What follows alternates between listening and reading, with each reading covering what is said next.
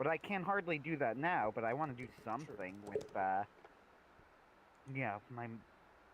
Now that I'm making, like, some money, kind of. Hey guys, Now, knowing welcome how... to the Yep. Superversive Livestream. I am your host, Benjamin Wheeler, and do you hear that, ladies? Anthony Marchetta, my co-host, is now moneyed. The gold diggers may come. Ken, are you available for the gold diggers? No? Yes? You, you, Can... Ken? Did it, No... did it not work? No! Now What I did you could hear say? you. What did you say? I said, of course. Of course. Excellent. Good. He understands. I said duh. So Sorry, friends. My internet is crap. that's fair. So Probably better than mine. I've gathered you all here today to discuss the fact that there's a traitor among us, and I think Oh no, please tell me Ooh. we're not doing an Among Us stream. we are. No, Oh I'm kidding. We're shit, not can we doing do that. that? That's a good idea. No, it's a terrible I idea. mean, I dislike it immensely. Well, no, I I've never can. played that game. It's fine. It's just that like if we three did it, like it would be like Ben's giggling. Ben's the imposter. No. Ben's not a great liar. No, I'm not actually. It's it's both a good thing and a bad thing. Fair. One of those dealios. The best way to become a good liar is to believe your own lies, and then, you'll never get caught again. Exactly. So there was a joke in Seinfeld where Jerry was going to take a lie detector test and George had taken one and beaten it. And Jerry's like, I don't understand. How could you have beaten the lie detector? It's like 99.9% effective. And George is like, Jerry, I can't teach you how. It's like you either can or you can't. And then Jerry's like, I don't understand. And then George goes, all right, Jerry, I want you to listen very carefully to what I'm about to tell you. It's not a lie if you believe it. Yes. Yep. Classic episode of Seinfeld. I confess I never enjoyed that show. I have never desired love to it, watch so. it. But I also didn't like Friends, so there must be something wrong Well, with me. Friends is much, much worse. Friends is a horrible show, so, Personally, Seinfeld, at the very least, is like a satire of city life. Friends takes itself completely straight. Ooh. It treats its characters entirely seriously, and as a result, where Seinfeld is making fun of its selfish, terrible people, Friends doesn't seem to realize that they're all selfish, terrible people. So Friends is much worse in that regard. That's one thing I disagreed with Owen Benjamin about, actually. I think he misunderstood about, or, I don't know if I would be so arrogant as to say that, but I think he was off about Seinfeld in that respect. Oh, what did he say about it? I haven't listened to him in a while. Owen Benjamin criticized Seinfeld because he said that like the characters are all selfish, terrible people, and he was right. But what he was wrong about was that Seinfeld very much knew that and was very open about it. It was a satire of those sorts, of the selfish, terrible people who were in cities. Friends was the evil show. Oh, gotcha. I'm pleased to say, friends, I just got a new set of headphones, so now I'll finally be able to hear all your audio just a little bit better when I'm editing you. I just set up my new microphone, so you'll be able to hear my chokes and gasps. Just, but I'll have to put a little bit more effort into it now. right. So let's talk about Pinkerton's ghosts. Ken, your episode, Predatory Practices, just came out. We're looking forward to For the Man Who Has Everything from... It's called The Man Who Has Everything, right? For the Man Who Has Nothing. For the Man Who Has Nothing by Anthony. And I'll have the end of my two-parter, Green Sun, S-O-N, come out the week after. Anthony, how's it going? Uh, so I did tell you in advance I thought I was going to end up being later than I expected with the story, but I do have it plotted out in some detail, so maybe I could Yep. pull a rabbit out of my hat and like write it really quickly. Ooh, In I which do like rabbits. case we'll be on track. So, uh, for the man who has nothing, believe it or not, even though it's a very classic idea, but it's actually an idea that it's a classic idea for a reason. There is a ton of emotional resonance to these sorts of stories, and if they're done well, they can be very, very powerful. It's the gist is, and I've used this term with you guys, and Ben understood it and Ken didn't, so I don't know if everybody will understand what I mean when I use the phrase lotus eater machine. Uh, And Anthony, for the audience, what is a Lotus Eater machine? so a lotus eater machine is something that traps you in some sort of dream or fantasy world where time doesn't work the same way it does in the real world. It comes from Odysseus, the land of the lotus eaters. So, in this case, Sean, the and here's the sneak preview without going into the details of it. It's inspired by three different sources, and I think make it a good Christmas episode.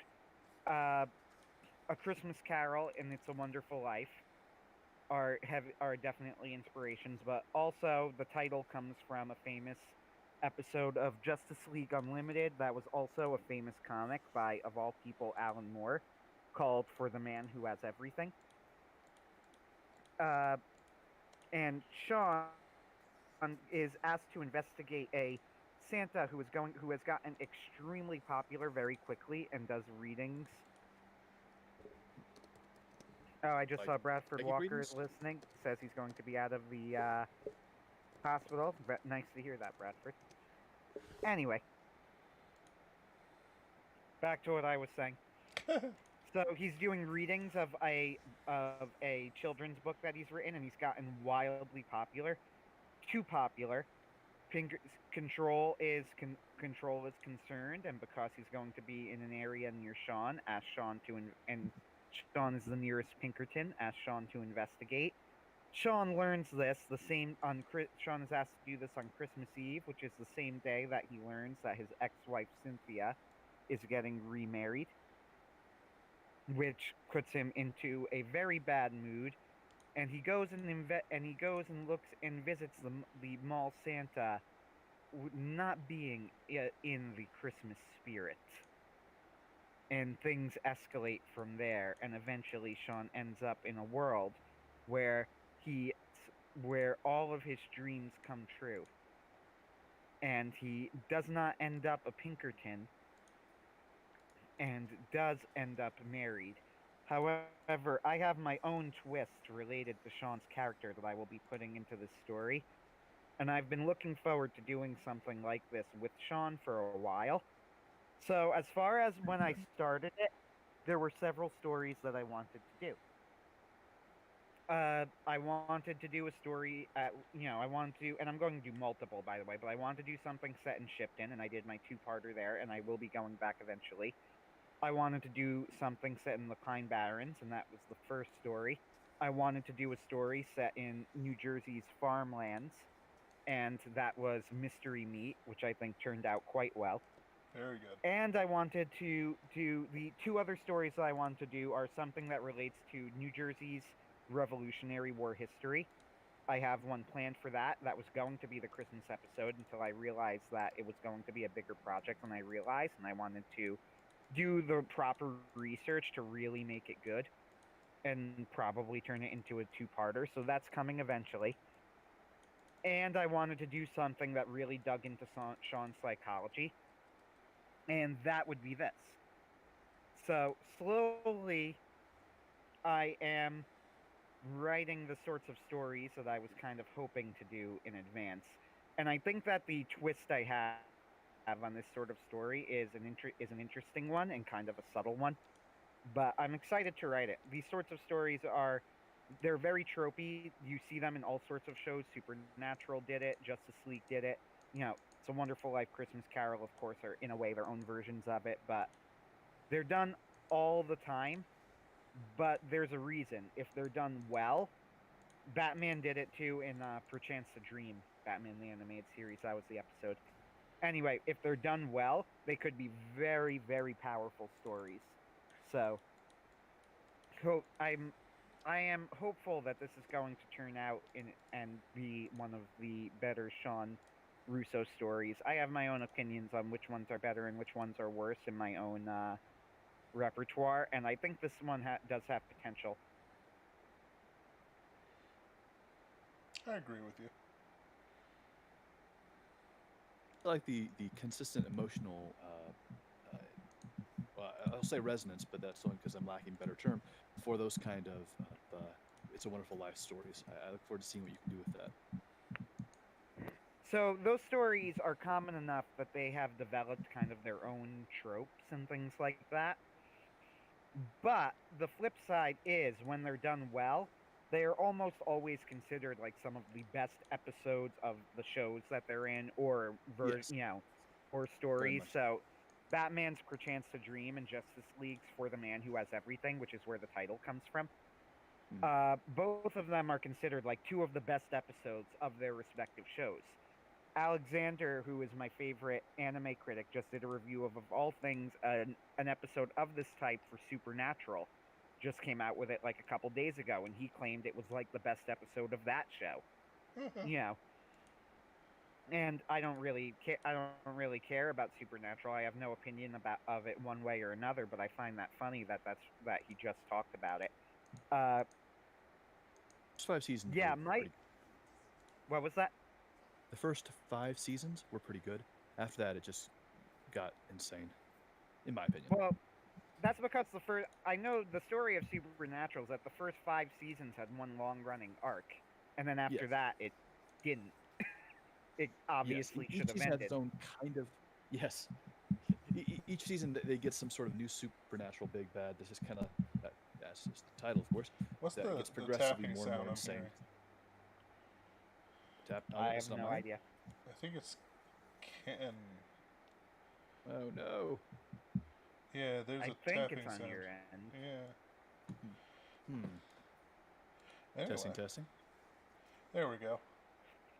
Okay. It's a Wonderful Sorry, Life is certainly one of my all-time favorite movies, and in my opinion, and I don't think it's an uncommon opinion, an absolute masterpiece of a film that, Absolutely. if anything, I think is deeply misunderstood by a lot of people.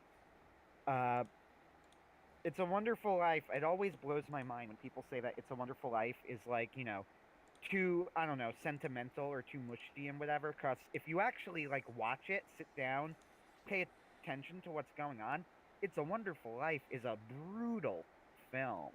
It's hilarious. Like And my favorite the part is actual events that happen in It's a Wonderful Life, it's a film that is just merciless towards George. Yep. oh yeah. And what's great is by the end of the movie, the guy that the teacher that George balls out and the guy that eventually punches George, they're still having a terrible Christmas because nobody redeems them. You don't know that. Did anybody pray for them? That's the real question. Probably not. Well, one thing, It's a Wonderful Life. Like the whole thing when people go, it gives you this sentimental, sanitized version of small town life. Just have to go like, did people actually watch the movie though? Because that's Obviously not not. even slightly true. Like, that's not true at all. Like, holy Yeah, I crap! mean, you had the town slut. You had you had the town hero, which is the brother. You had the guy that Right. escaped the town and made his millions. You have Lionel Barrymore, Mr. Potter, Right. who is, and that's the thing too. Mr. Potter is one of the great villains in movie history, played to perfection by Lionel Barrymore. Does a great job in the role. Absolutely. Like, It's a Wonderful Life is just a movie about somebody who is he always makes the sacrifice, but the sacrifices that he makes are the small sacrifices, the sorts of things that don't go in the history books, Right. the sacrifice of the normal man. And George, the tragedy of George, or what they are presenting as the tragedy of George, kind of, is that he's always wanted to be in those history books, Right. but he's He didn't not. want to be the guy in his brother's shadow, since his brother was the Medal of Honor recipient. But of course, I think that It's a Wonderful Life, Frank Capra, the director, what he was doing was he makes the case for he ultimately comes out in favor of domestic and family life and those sorts of values, but he doesn't sugarcoat the sacrifice. There's the famous scene where Mary kind of, seduces George when he enters her house, and they Yes. have the nowadays hilarious line where she yells, "He's making violent love to me, mother." Oh yes, Which, I forgot about that line. Me yeah, too. nowadays means something a little bit different. Although the reaction of the mother at the time is great, hilariously makes sense now and then. She like Yes. gasps scandalously and clutches her heart or something, which I guess that is what you would do. Uh, It's a pretty funny line. But with that said, just that whole scene, it's a very it is a brutal scene. George is offered his ticket out of town. He calls it Sam Wainwright calls it the chance of a lifetime. And George can leave. Like, it's there. It's right in front of him. And the only thing that's keeping him in town at this point now, like all of his reasons for staying are now gone. His brother, Chris Home, has offered to take the business. He has his chance to go. He can make millions. He can see the world. And the only thing holding him back is Mary. Yep. And George has to make this choice, and it's not an easy choice. You can see just the acting by Jimmy Stewart in that scene is just phenomenal when he shakes Mary,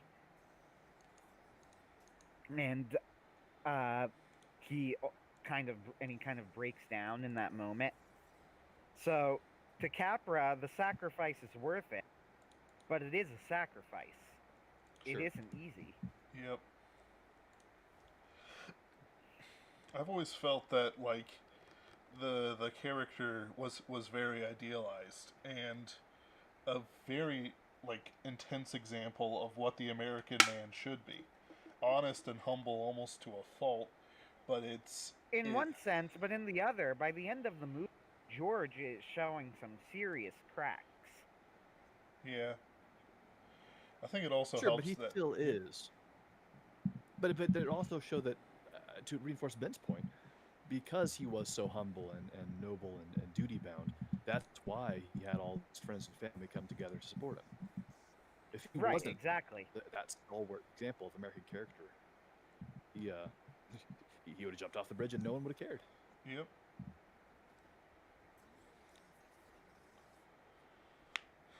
I view it as a pretty big sign of the decline that there's no Georges around. Yes. Agreed. The hilarious thing are the people who try and claim that It's a Wonderful Life is like somehow socialist, and I've even seen Christians claim that to try and criticize it. It's like, so this is a movie about a small business owner keeping a predatory, who running his own small business bails out the bank himself, or bails out the constituents because the bank fails, Mm-hmm. and keeps a larger, more predatory business owner from destroying the town. So I think people accuse anti-corporationism, which is like, you know, which I guess you could say is represented by Mr. Potter with socialism, because It's a Wonderful Life is not socialist. It's like pro small bit. It's like pro small business, if anything. Yep. Honestly, the You, like like it's no criticism to call something pro or anti-socialist, like, or sorry, anti-capitalist, because it's like, what type of capitalism are you meaning? Do you mean anti-communism, or do you mean corporatism, which is evil? I wish I could That's- find who said it because it was a fascinating point, and I'd like to give credit to the person who brought it up. But I read this somewhere, and they were absolutely right. They said the criticisms against capitalism are different in type from the criticisms against socialism and communism, and the reason is this: unlike socialism and communism, which are two sides of the same coin, capitalism actually works. And that means, which does not mean that it cannot be criticized, but what it means is the criticisms are of a different type, mainly one of abuse. Yep. Criticisms of socialism are different. They're ones of socialism will inevitably fail and you will starve. Capitalism, that won't happen unless it's abused, because capitalism actually makes you money. Yep. Capitalists criticize the ideal form of socialism and communism. Communists criticize the corrupt version of capitalism. Good night. Good night, Chris. It's, yeah, basically no arguments. Kind of funny that somebody would look at a Jimmy Stewart movie. Jimmy Stewart, who stood before the House of Un-American Activities Committee and ratted out a whole bunch of Hollywood commies, and say that he did a pro-commie movie. Like, come on. Jimmy Stewart was a legit American hero, man. Oh yeah, he Yep. absolutely was. In more ways than one. Oh sure, war hero, moral hero, Mhm. all kinds of heroes. Jimmy Stewart was the man. I haven't you guys even ever watched him in see- that many movies. I've watched him in Yes. It's a Wonderful Life and The Man Who Shot Liberty Bound. Both great movies. Have you guys seen his Mhm. the roast of him by the Friar roasting committee? No. No. Oh, it's incredible. Basically, he was in his 70s, and they did these roasts of famous celebrities, hosted by Dean Martin. They're absolutely hysterical. Well, you had Lucille Ball, who was Jimmy Stewart's next door neighbor. You had Orson Welles, and a whole bunch of other people that have kind of faded from history. Basically, all standing up and telling 5-minute monologues and speeches in praise, but also making fun of Jimmy. All they could make fun of was he was a little boring and exceedingly nice, to the point where Orson Welles at the very end, or in the middle, stands up and said, "Jimmy, all of us here can only say that we imitate you, but absolutely no one comes close to you." It's just Right. incredible hearing that huge legend praise Jimmy's morality. Yep. Okay, so that's this week. Ben, you're doing Christmas, actually. We got Christmas and New Year's falling on Fridays this year. Right. David will be the New Year's one, and I'm going to keep that under my hat for now. Oh, okay. I'm watching my giant war sphinx play with an orc like a mouse and a cat. So the one I'm doing is called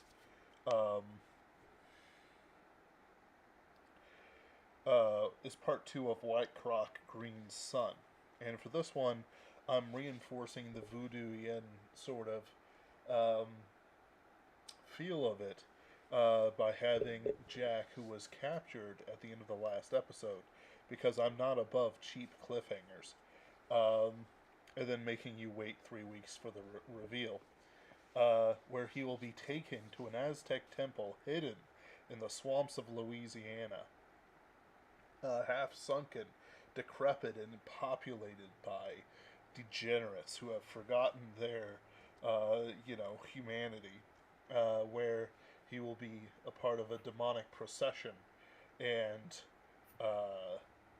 be haunted Nice. I by dig the it. procession, and be haunted by the bones of somebody they call the Green Sun. Ooh. That sounds like fun. Right? I dig it. And it's like, it's one of those things where, like, I don't plan on having the Green Sun come back too often. Like, I'm going to play with the puppeteer at least once a season. but like, and that's going to be the episode after this one. But I'm Right. going to hit where it's like it's similar to like when Solomon Kane is brought before, the high priest or whatever. Um, and basically, has to see what's going on. It's good stuff. There's always something with it. You know what I mean? It's more than just.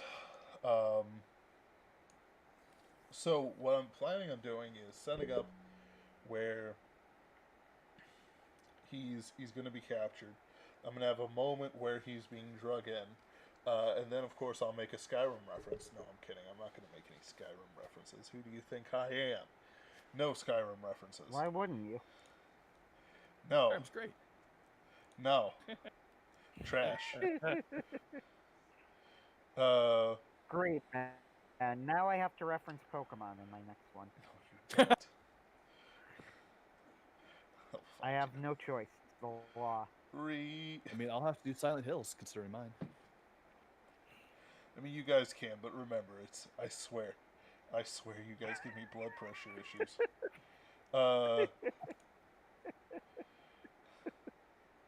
My blood pressure. Oh, I know. Animal Crossing.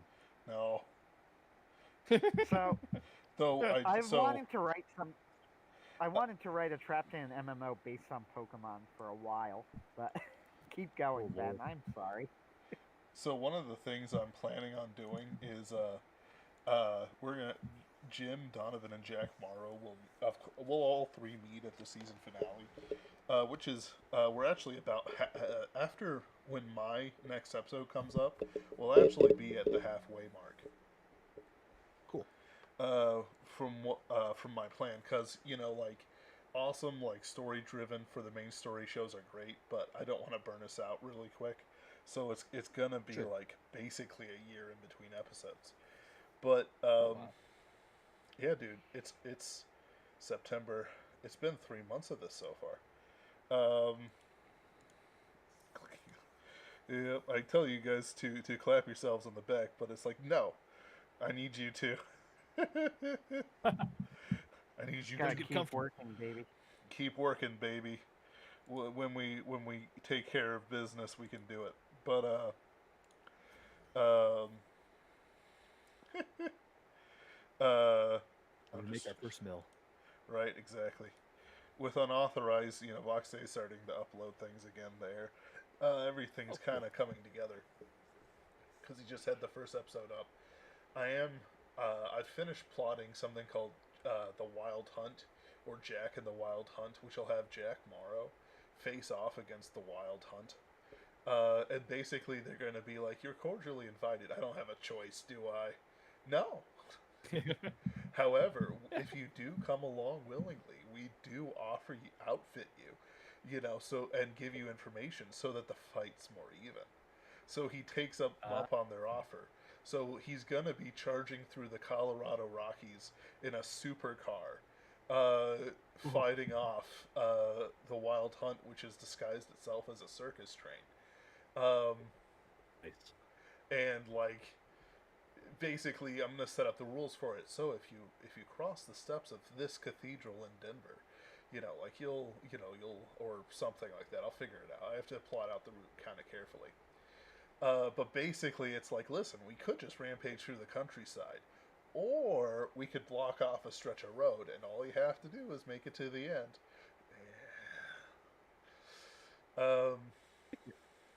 And so it's like it's mostly action over horror, but it's Right. more like in the Monster Hunter vein of things than it is anything else. But I'll have some good moments in there, and it also helps. Well, note that I think the most consistently horrifying of the three of us have been Ken's stories. Oh, absolutely. The terror that is the inside of my brain. Oh, but it's not. How do I want to put it? It's more than that. It's the spirit of it. Like in pure horror, yeah, it's Ken's episodes, but there's also so much more to it. So, I mentioned before, like I have my own favorites for Pinkerton's Ghost, as I'm sure we all do. Uh, but I think that the scariest story of all of the ones written so far, not necessarily like the best pure story, but the scariest story was Ken's Red Coal Black Shadow. Is that the title? Yes. And I still think that Red Coal Black Shadow was pants-shittingly terrifying, Well, to and be that honest, a is lot a of it came from compliment. personal experience. Yeah, that is why it is so terrifying. Yep. Yeah, exactly. Like it. Speaking like of personal experiences, I I don't have much in there. I've got some things about flesh and rot that show up there, but I don't have anything like that because mostly I'm Sure. just not scared of much. It's not one of those things. Like I was scared of the Mummy movie and Event Horizon, like the Brandon Mhm. Fraser Mummy movie. Yeah, That scared you? that scared me as a kid. Oh, such a great movie. And then it Yeah, I guess as a kid, I could like, see that. Yeah. and it wasn't the actual movie; it was the rot of it. Oh, sure. The him, his flesh reforming over his bones and stuff like that, Right. which was absolutely terrifying. Right. And the CGI was very good for the day. Um, Mm. it's not something that is easily done. In Event Horizon, I don't care how Mhm. old you are. That's a scary movie. Absolutely. That's a genuinely scary movie. Sure. And it's Because a like, lot of it is psychological. yep. But also, like, where all the bodies are floating in zero G, then they turn Yes. on gravity. Ooh. Yes. Well, it's kind of like since you're a gamer, Ben, I assume you've played Dead Space. Yes, of course. Love that one. Oh, it's such a great game. Yeah. And, like, That so, that one of the few games that actually scares me. I found absolutely. System Shock 2 to be a pretty tense experience, and Bioshock has its moments as well. Bioshock does, but the It, subtitles ruin it. Like, it's kind of a meme at this do you point. think so? I never noticed, I but turned off the subtitles. Bioshock has its moments, Yep. Bioshock. and System Shock I 2 like is a much, I their think, is artists. an even tenser experience. So Okay. the low-key scariest part of the Dead Space games is in Dead Space 2, Mhm. where those raptors are staring at you and they're dodging from place to place. Oh, it's scary. Yeah. That Yeah. that like I was playing it. I was marathoning it. It was like 3 a.m. On New Year's Day. Mhm. I was like, nope, Uh-huh. I'm done. Yeah. Too I mean, a much. lot of people think the scariest part was the eye surgery that you have to do, Eh. but nah. For me the scary part is anytime you hit something psychological. Oh yeah. So those spots where you're just floating in space and you can't hear anything, and then you just see like some horror coming at you. Yep. That scares me. Well, like it's sort of what I've always kind of privately. Uh, Hmm. I've never really had much of a fan of certain authors' space scenes just because they don't get weight right. Like Sure. even though everything has zero weight in space, Mhm. it still has Mhm. mass, and momentum is more Right. important than anything else. Right. Like, it's yeah. If you don't have That's why the Honor Harrington books had the best combat. they had weight. Yeah, they had weight, they had momentum Nice. and acceleration. I like it. They found a way to make it so that they found a way to make it so that explosions in space were actually interesting, which I was impressed by. You see, I can make considering like space battles. I can make space battles interesting. Um, Like I have a scene in a book I need to finish, but Pinkerton's ghost takes up a lot of like my creative time. But Right. in other words, I'm being lazy. Where like this guy's like in space and he's ramping from motorcycle to motorcycle, like motorcycle ramp to motorcycle ramp. You know, it's not really ramps; it's just sensor bays and like changes in the Dyson rings thing. So he ramps from a Dyson ring to an O'Neill cylinder because I had a 3-ringed Dyson array with O'Neill cylinders at each equator, connecting each thing. So like they meet in the top, which is the North Pole, and then there's Dyson rings around the equator. O'Neill cylinders around the equator.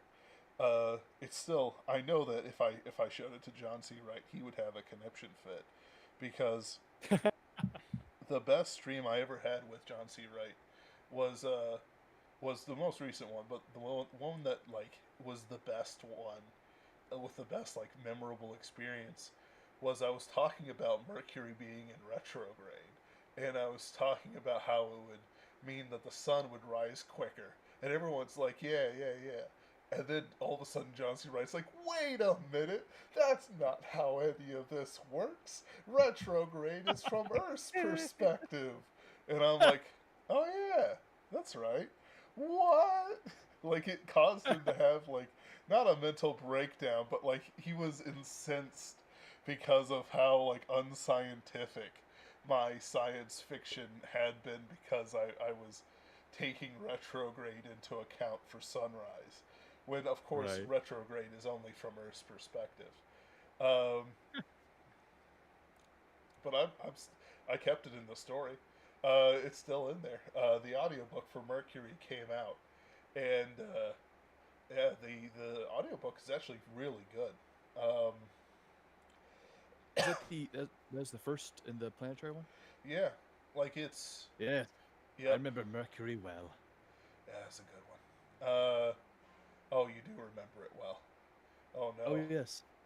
I Oh mean, no. Mercury was the one that I audioed. My first audiobook. Yes, your first audiobook. Yes. Yes. Nice. But then the files got lost and it never got published, and they gave it to what's his face. Yep, Richard Pollinelli. But he's doing a great job. Oh yeah. Like it's pretty good.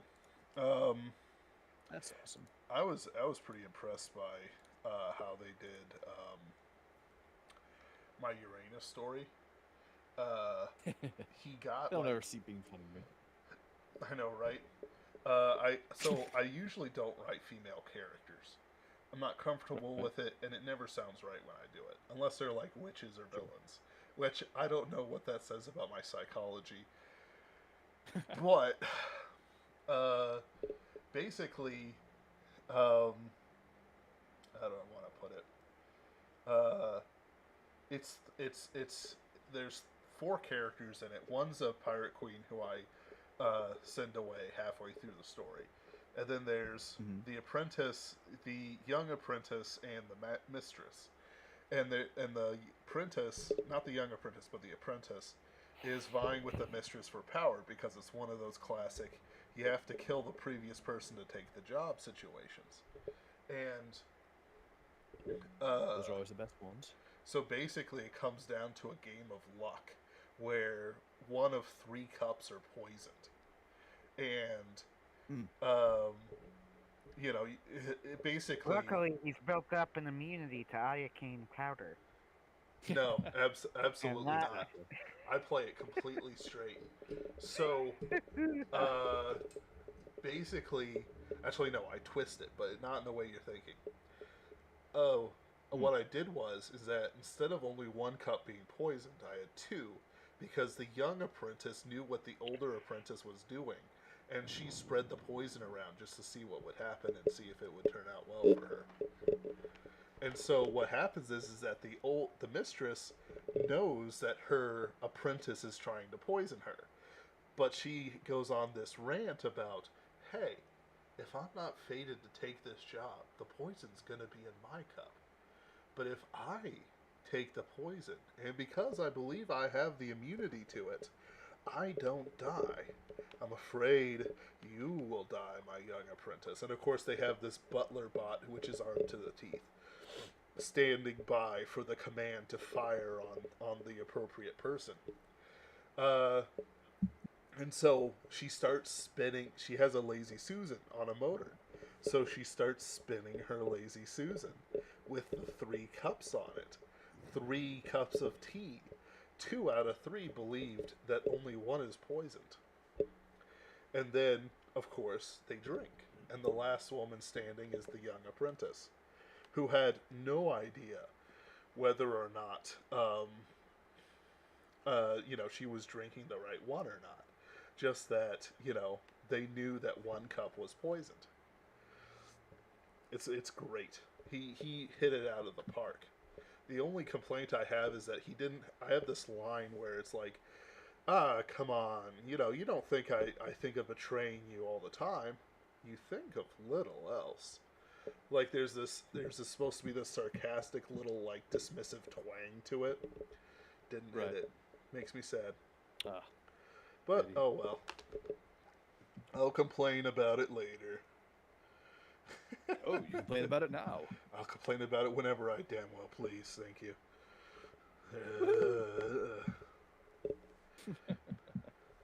I think Mars is coming out soon. And that has my coughing fit. Yeah. A lot of my coughing fit. That's in Mars. It's about a guy with an incurable lung infection that's slowly killing him.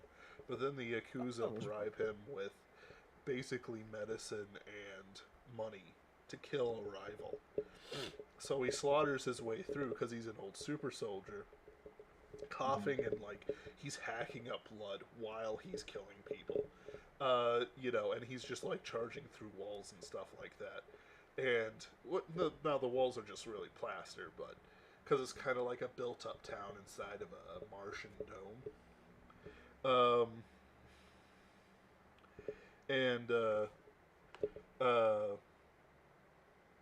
He comes to it, and the reveal is that he's not killing some like vicious mafia boss.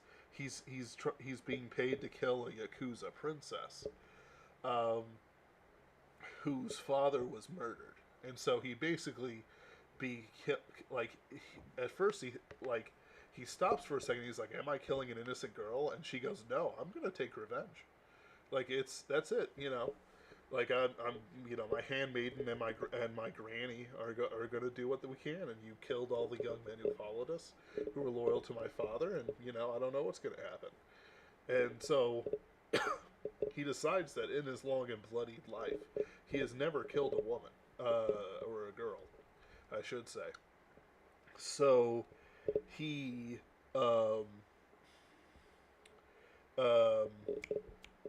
excuse me.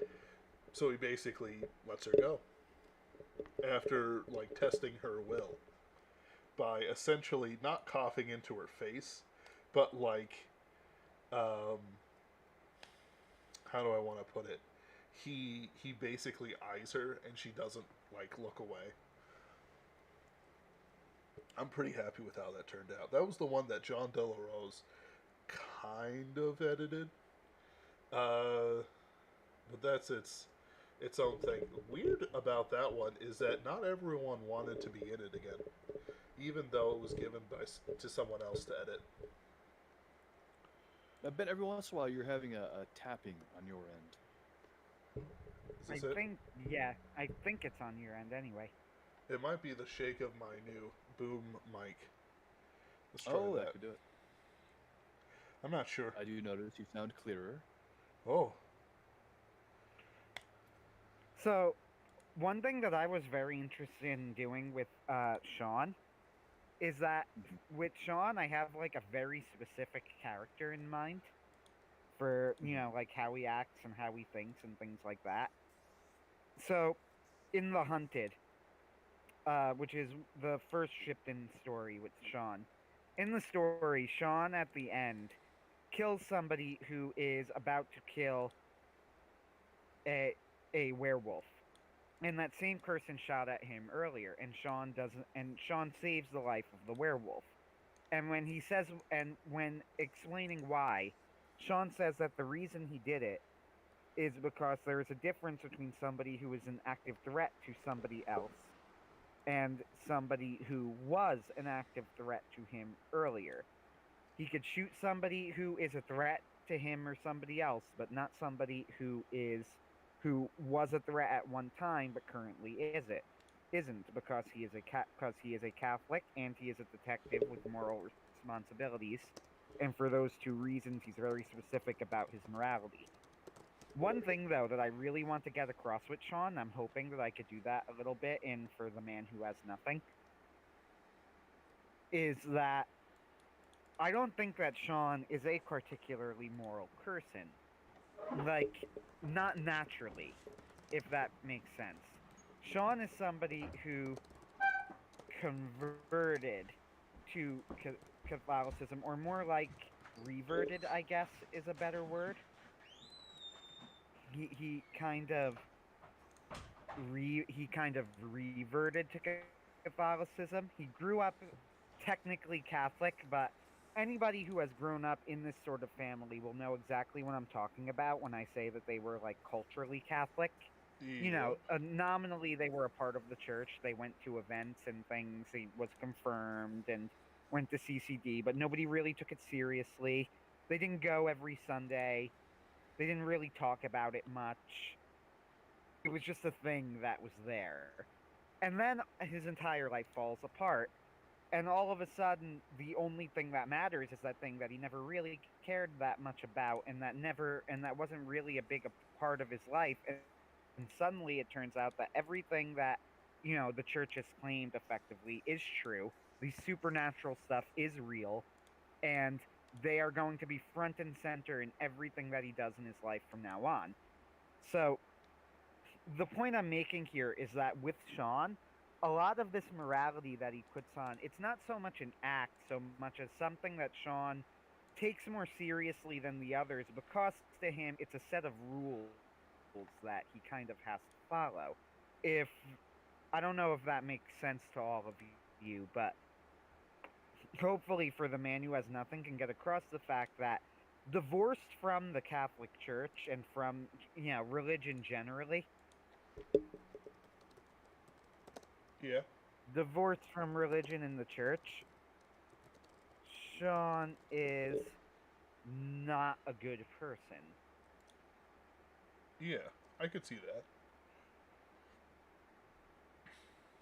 Like there's And I think, I yeah. mentioned the twist of this sort of story, and that's kind of, and I'm not going to get into detail about what happens, but that's kind of what I was trying, what I'm getting at. That when Sean sees the life that he would live with his ex-wife and away from the Pinkertons, it's not so much that it's a bad life. It's not so much that a bunch of people will suffer because he's not working as a Pinkerton, but rather that he is a godless man he is a godless and materialistic man, and that separate from the Pinkertons and separate from the church, he will ultimately be making the world he will actively be making the world a worse place. Like, it's not just that he's not making the world a better place. Like, he would actually be making the world worse as a result of his own actions. Right.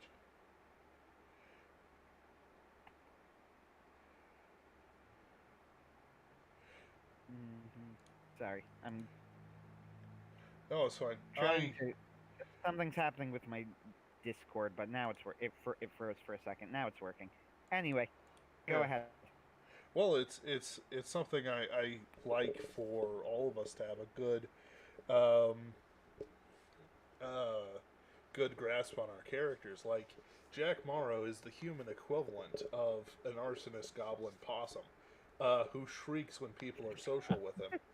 Uh, but at the same time, he does have depths and stuff What a like that, great description that is. right? The Uh, human equivalent of an arsonist goblin possum. Who right, shrieks when anyone tries to be social with him. right. It's like, what are you looking? Like, I'm gonna have a moment where I'm gonna have 2 episodes in a row. Like, one's gonna be pretty much a humor episode where he's trying to get to a supernatural diner called the Nighthawk, and Yeah. a classic. I love that painting. Uh, Basic, and like it's half humor, half him dealing with things. And I'm gonna call back to Geisterhound, where one of the soldiers who's a member of Days is working there. And I'm gonna set something up for season 2. I don't know what I'm gonna do with it, but I just want to set it up. A character to bring back in the future. But then, like, I'm also gonna have an episode where he's gonna go down to Tartarus and he's gonna see his mother leaving by the boat Karen.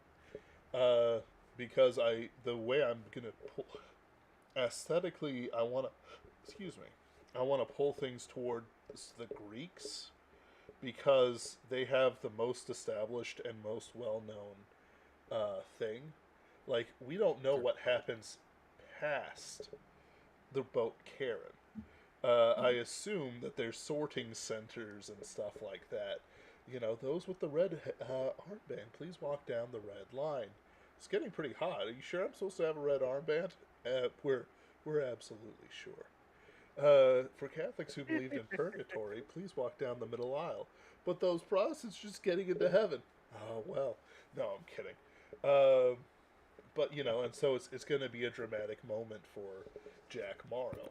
And it's going to be kind of the height of his character arc for it. Because even though I do believe that you should mix, like, action and personal climax arcs, for this show, I don't really think that's the best. Just because we could do it, but also Doesn't mean we should. exactly. There's a lot of things that we could do. We could turn this into Monster Hunter, but that doesn't mean that we really should. Even though I'm gonna invite people to write an anthology called Prayer and Powder, pray and keep your powder dry is the tagline. That doesn't mean that it's going to do it. The focus in Monster Hunter are the guns and the awesome fight scenes, which are absolutely amazing. There is horror aspects to Monster Hunter, but it's secondary to the fight scenes as a rule. Where Pinkerton's ghost is the exact opposite. Everything is secondary to the horror. So in other words, it's the horror of a man seeing his only human connection that isn't connected to work passing away beyond the river Styx where he can't reach her anymore. And she doesn't even say goodbye. And basically an angel stops him in the form of a statue and forces him to move back. But that's, An angel statue? An angel statue. Does it move when you don't look at it? Oh, he blinked and it was suddenly there. He doesn't understand. No! But it's not going to be that derivative. It's going to be fairly derivative, That's though. good. It's not going to be that derivative, but don't get me wrong, it will be quite derivative. Ben, how do In you case you were worried, it will be derivative. In case Just you, not that derivative. in case you thought Ben was losing his touch, no, he's not gone soft at all. Yeah, after having watched, because I'm a crazy person and this is something that I quote unquote enjoy doing, I have just watched tons and tons of reviews of episodes of the DCAU, even though I've watched very little of the actual DCAU. Because, that's just a thing that I do. And watching it, it did make me sort of think of Pinkerton's Ghosts, even though we are an entirely different genre. There are certainly similarities to the sorts of things that we're doing. And I didn't get the idea for the man who has nothing from the DCAU episode. I just got the name from it, and I thought that it was a good name and kind of subtly humorous as well, because it implies that Sean is really poor. That Sean is really poor and his life is absolutely shit, which is both true and sort of funny to me. But I don't know. I really like the idea of doing this and digging into the fact that Sean is like in a weird sense he made the most moral choice of all three of the Pinkertons in terms of if you do the more in the Hunted, I don't think that Jack Morrow or Jim Donovan would have let the werewolf live there. They would have tried, or at the very least, they would have tried to shoot they wouldn't have saved the werewolf's life. They would have let him get killed. Sean would not. And part of my point is that's not necessarily because Sean is a better person than them. In a weird way, it's because Sean is a worse person that he let that he let the werewolf live. You see, He was trying to play the he was trying to play the game of the the moral calculus game there because this doesn't come naturally to him. You know, it's yeah, something that he's trying to live by the rules of the church because what else does he really have at this point? yep, And in the rules of the church, you would save that person. That's how the moral calculus is supposed to go. But it's not something that comes naturally to Sean. and there's and while there is like morality to it, it's like honestly writing, um, I've been writing Jack Morrow as if he's an Enkidu kind of character, kind of a wild man, not necessarily some sort of heroic Yeah, individual. and I would say that does come across, by the way. Oh, good. Whew. Oh yeah, absolutely. He's more a force of nature. Yeah, absolutely. I'm always entertained to find out. Okay, what kind of craziness is Jack going to get himself into? So I mentioned this in the private chat, but I think all three of our stories definitely have a distinct feel to them. Your stories Oh, definitely do absolutely. have a very Midwestern feel, and that flavor, that part of the country, very strongly comes across. Uh, Yeah, I would I'm agree with that. hoping, I'm trying to get across in my stories more of an East Coast feel, and You hit it I don't pretty know good how with well. mystery meat. Like mystery, like I wouldn't say that the other ones have it, but you hit it with mystery meat. For me, Yeah, I would agree with that. That's there's because always that's my actual mystery meat. So the inside baseball for everybody.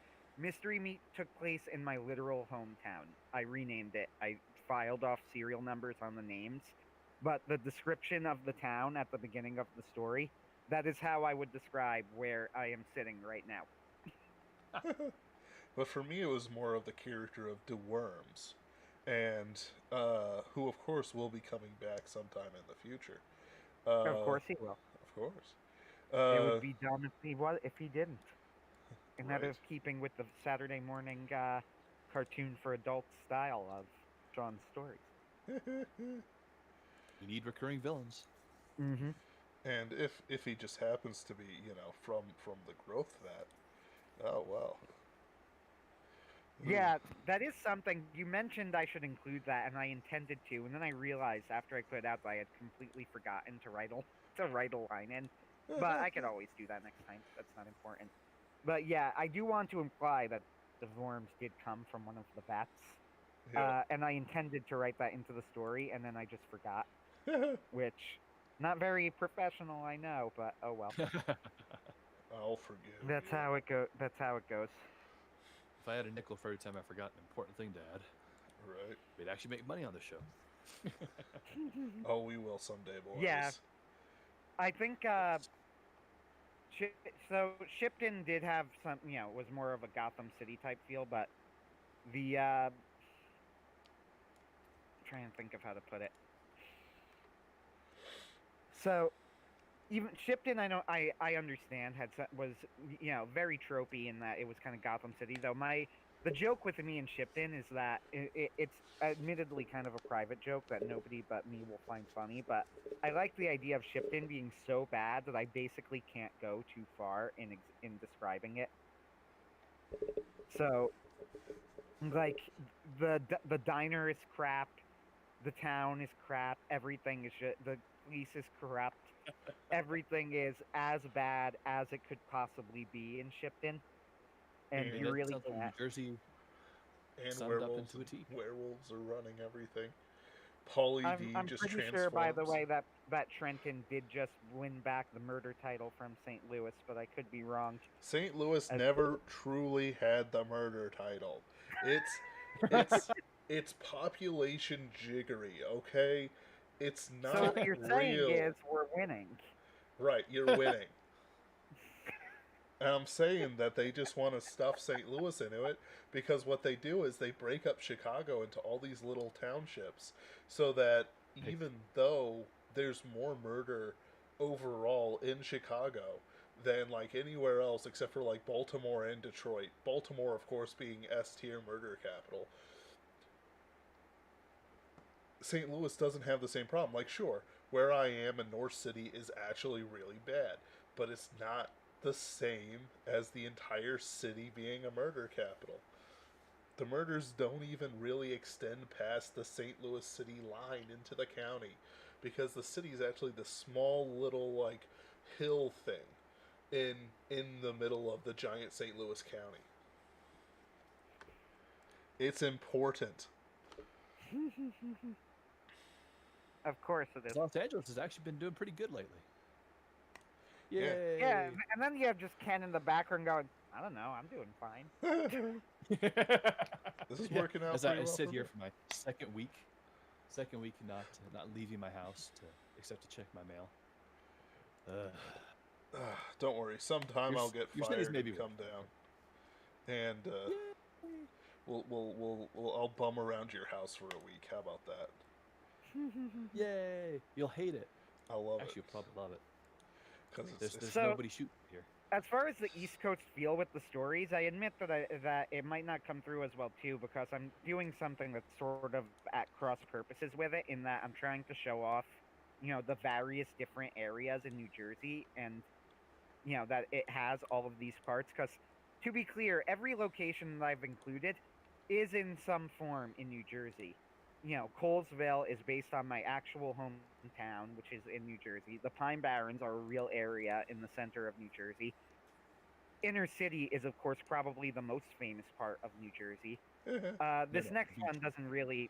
It's going to actually be another Colesville story for the majority of it, believe it or not. But the, Revolutionary War, which is going to be like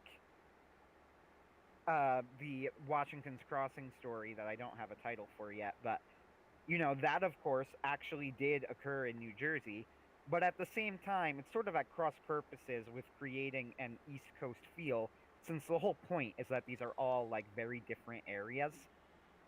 With that said, I suppose DeVorms does come across as the sort of person, the sort of executive who you might see on in this area. I kind of get what you mean with the Vorms. He's got that sort of like executive psychopath feel. What's funny is I've got a boss who wants to be a supervisor, but she's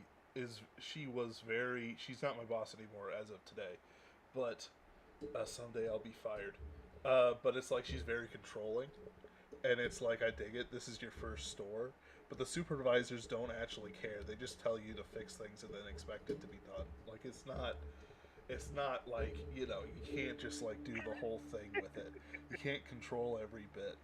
I was actually annoyed because apparently I was being audited for because my cash percentage had dropped precipitously from like 98th percentile to 23rd percentile, and I was so angry about that. What? Because I don't mess with the money, so like that means that somebody else was messing with the money. And they're like, "You're spending too much time away from your register." I'm like, "But they were complaining that I wasn't spending enough time away from my register." So I'm looking at the chat, and A.M. Freeman said at 7:53 makes sense, and I don't know what that was in response to, and now I'm very curious. I think It's gonna it bother was. me for the rest of the conversation. I think it was the Jack Morrow as Enkidu statement. Yeah, that's when I think I saw it too. I see. Okay. Yeah, I will say that I do get that with Jack, and like I said, although on one hand, I want a bit, I want something of an East Coast feel to my stories, but on the flip side, it's sort of at cross purposes with my other goal of showing off various, you know, New Jersey locations where the whole point is that you wouldn't really expect them to be there. So, as far as Sean's stories go, though, I think that what was it? Bad Service and Mystery Meat are more in line of what I was of my original vision of the stories, which is that there's a hint of black humor to them, and hopefully that hint of black humor will also be in for The Man Who Has Nothing. It comes down to the title, which I find pretty funny. So it comes from the original Justice League episode slash story. Is that it's they're getting something for Superman's birthday, and they say the line, "What do you get for the man who has everything?" And of course, it turns out that all Superman really wanted was his family alive and his culture alive, and to be a family man, right? That's but he can never truly get that. Is the tragedy of it. And Yep. the idea here is that Sean's life is absolute garbage, which it kind of is. Pinkertons don't play well. He's always on the run. He used to be at the top of the, real estate world.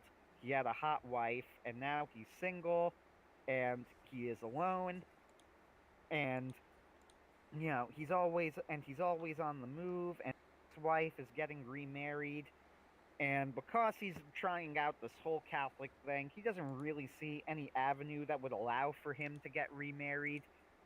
You know, Even if an annulment was something he would pursue, it's not like Cynthia would ever bother with that crap. So, she's not going to cooperate. Mm-hmm. And and even if it was something he'd pursue, I don't even think in my head Sean never even really considered that, because in Sean's head the marriage was quite real, although Cynthia might beg to differ. What a So trollop. yeah, well, again, the idea is that now we see in Sean's ideal world he's actually kind of a shit. No. From the author Yeah. himself.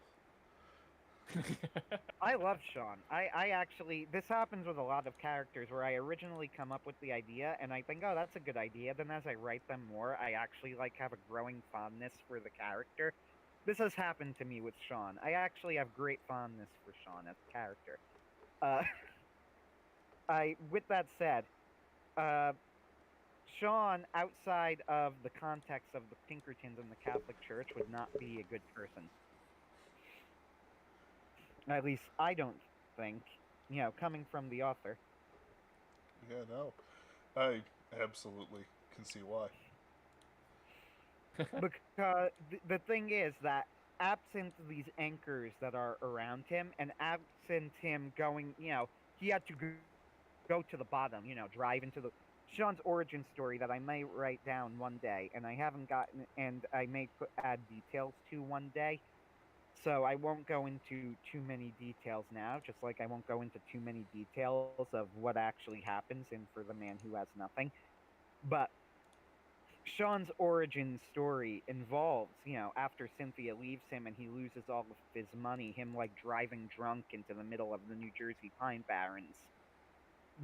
So Sean had to hit rock bottom to become the person he is today. And the person he is today is heroic.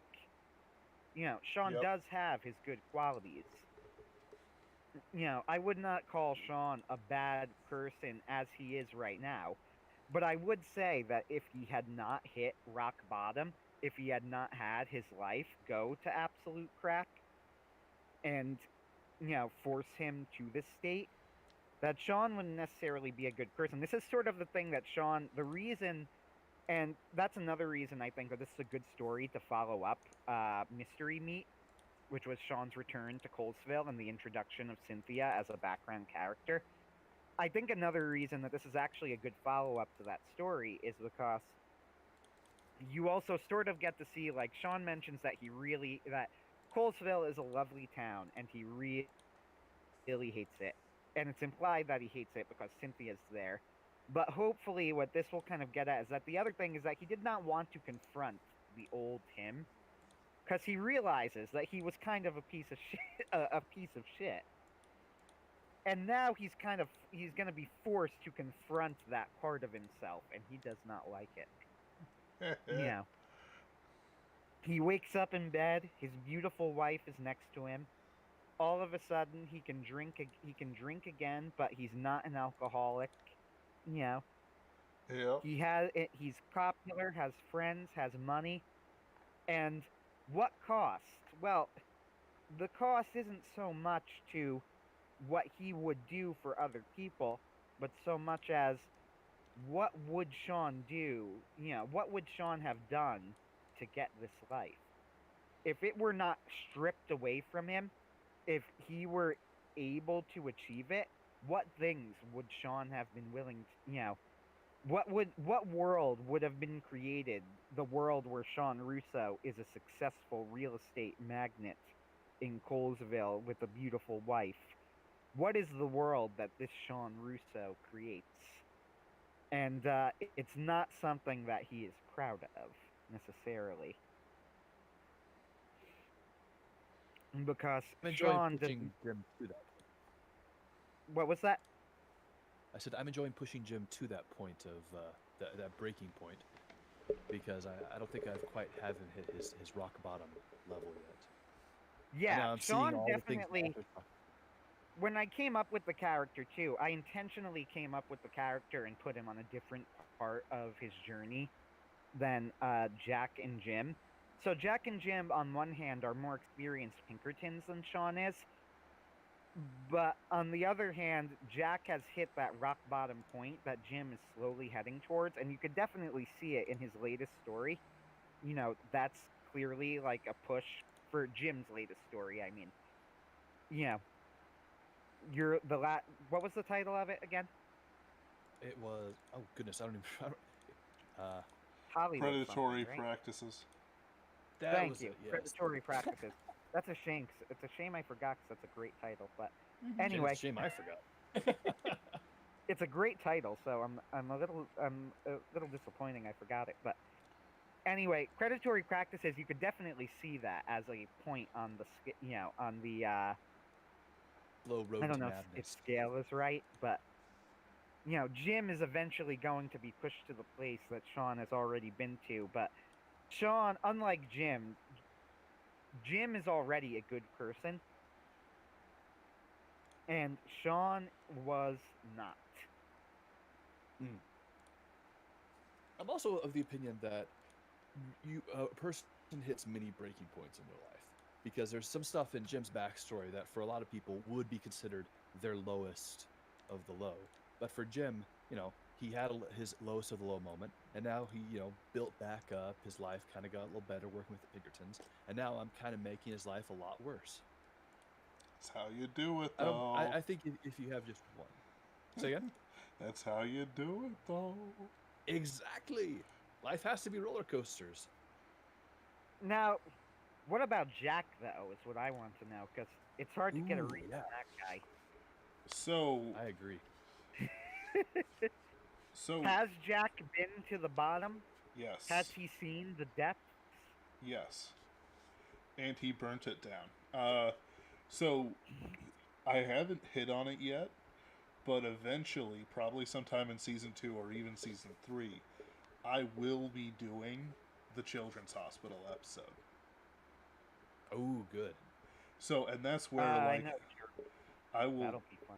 I will drag him down to the lowest. It's going to be him crawling, screaming.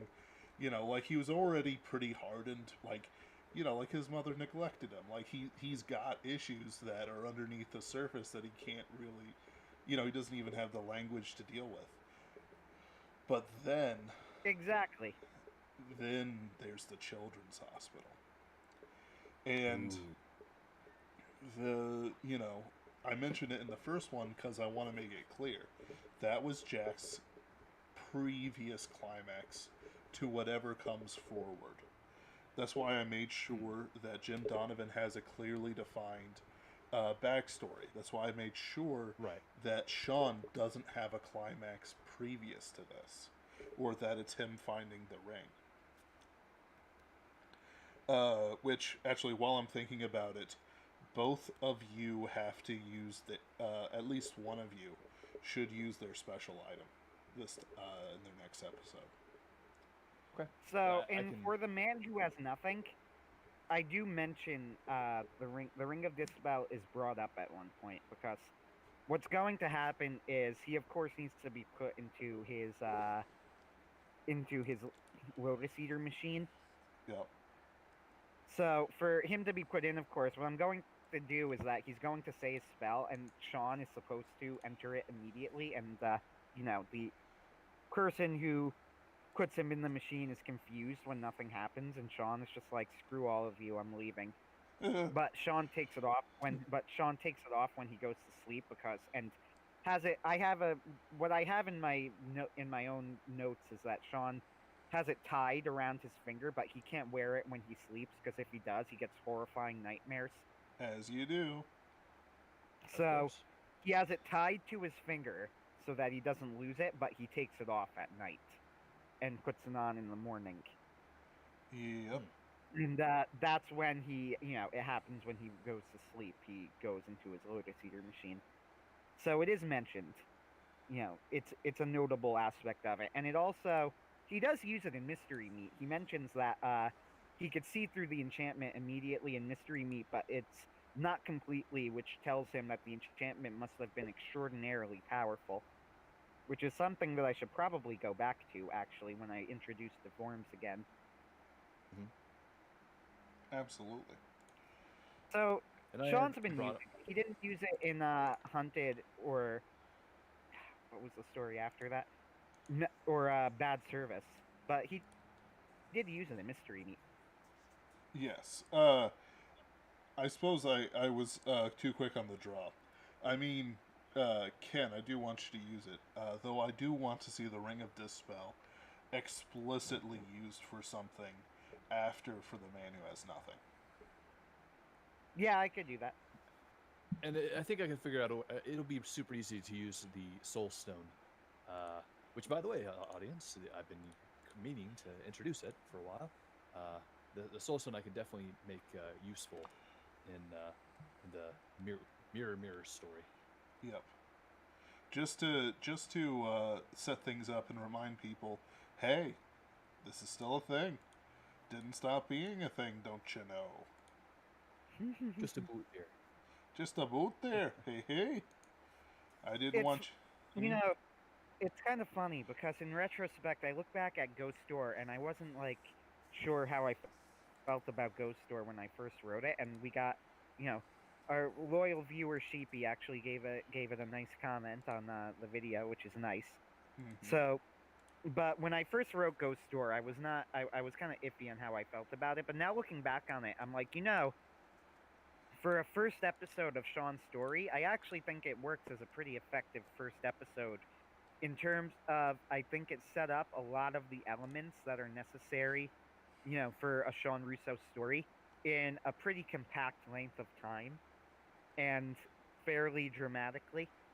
Yep. Like I had to introduce who Sean was as a character, what the Ring of Disbel was, Morgana, who was going to be his major recurring villain, that the Pine Barrens as a location, the general structure, of course, which you were doing as well. But all three of our stories need to set up the structure of what a Pinkerton story was going to be. And as far as like doing all of those things, like I think that Ghost Store actually does a fairly good job at accomplishing a lot of different things dramatically. In retrospect, sometimes you can only really tell how something turns out in retrospect. And again, like I have my own opinions on what I think the best and worst of all of our stories are. That's more Since for a season 1 retrospective episode. There you go. Yes. when we talk about it, we'll have more coming out, and the best is hopefully to come. I'm pretty excited about doing For the Man Who Has Nothing. Honestly, I think that it has potential. Again, these stories when they are done in various shows and movies and things will always tend to be fan favorites for a reason. They're very emotional stories. Yeah, I look forward to Yeah. editing this one. Guys, I'm gonna head off because I'm still a little feverish, and as a result, I'm getting You tired of wuss. you here. I know, I know. But thanks for inviting me on, and I hope to be here next week or sometime soon after. Woohoo! Absolutely. See you later, Ken. TPFN. Megabustard Off Shepherd says, "Oh slash." I don't know that emoji. What does it I'm mean? turning it on its side to see if that allows me to read it better, and I don't get it. Mega Buster Shepherd, please explain. We're confused. My I don't name. understand. I don't understand the symbols, Mason. What does it mean?